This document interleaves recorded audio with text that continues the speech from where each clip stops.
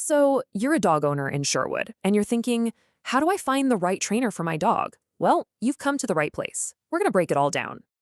I mean, the whole point of having a dog is to enjoy life with them, right? To have a great companion you can take anywhere. That's what this is all about, making that happen right here in Sherwood. We're going to look at this as a guide specifically for us, for local dog owners. It's about what training looks like in our community. Just think about your typical week. Maybe it's those quiet walks through Old Town, or letting your dog run around at Stella Olson Memorial Park. Or maybe it's a weekend at Woodhaven. A good trainer helps prepare your dog for all of that, even just politely saying hello to your neighbors. Okay, so before you even start looking for a trainer, we've got to figure out what you and your dog actually need. So, what is it you want to achieve? Are we talking about a brand new puppy who needs to learn everything? Or are you trying to work on a specific behavior that's already popped up? Being really clear on this from the start is going to save you so much time. Your goals are probably going to fall into one of two buckets. On one hand, you've got puppy training.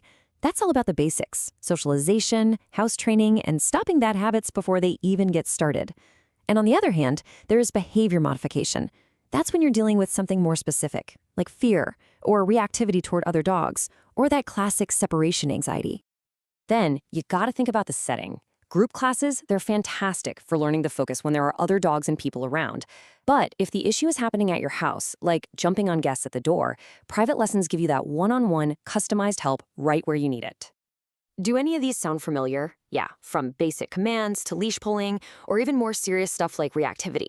Just being able to put a name to what you want to work on is a really big first step.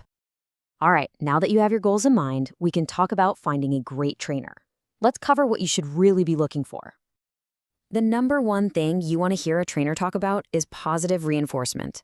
Basically, it means using rewards, like treats, a favorite toy, or just a lot of praise, to encourage the behavior you want to see. It works, and it also builds a really strong, trusting bond with your dog. You're going to see a bunch of letters after trainers' names, and it can look a little confusing. But don't worry, these are actually good signs. Things like CPDTK mean they have a certified base of knowledge. Others, like an IAABC CBDC, signal that they have expertise in more complex behavior issues. It just shows they've put in the work. Now, on the flip side, you want to completely avoid any trainer who relies on fear, intimidation, or pain. That's a huge red flag. Modern, humane methods aren't just nicer, they're genuinely safer for your dog, for you, and for everybody else. So, you've found a few trainers that look promising. How do you choose? Well, it all comes down to asking some really good questions and getting a handle on the costs. Let's be real, cost is a factor. Here are some typical prices for the Sherwood area in 2025. A set of group classes might be in the $100 to $300 range, while private lesson packages will be more. Seeing these numbers can help you figure out what works for your budget. Okay, here's a little checklist for when you call or meet a potential trainer. Ask about their methods, their credentials, and the total cost. But also ask things like, how will you make a plan just for my dog? And how will we know we're making progress? Those answers tell you a lot. So you've hired someone and you're starting to work together.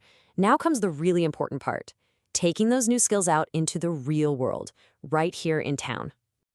And here is a simple but really important local rule to know. Unless you're in a designated dog park, you need to have your dog on a 6-foot leash in all public spaces here in Sherwood. It's just a basic safety thing for everyone. And we have some amazing places to practice.